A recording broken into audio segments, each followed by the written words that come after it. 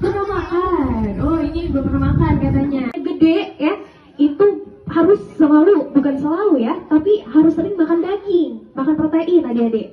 Syederalun menyambut bulan suci Ramadan 1446 Hijriah, Burgerlah menggelar kegiatan berbagi makanan di SD Negeri 2 Jempit, Kecamatan Darul Imarah, Kabupaten Aceh Besar pada Jumat 21 Februari 2025.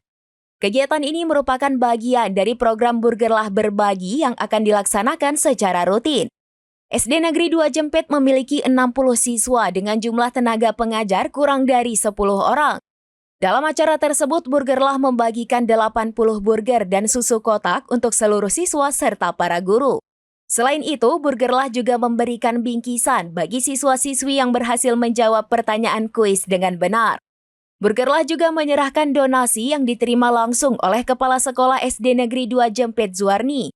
Zuarni mengungkapkan rasa terima kasihnya atas perhatian yang diberikan Burgerlah, mengingat sekolah ini sebelumnya belum mendapatkan dukungan serupa.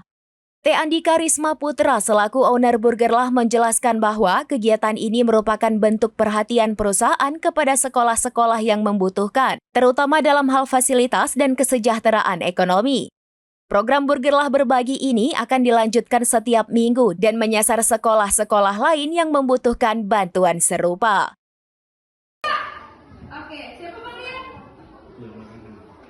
Mana? Oke, boleh ke sini. Burgerlah.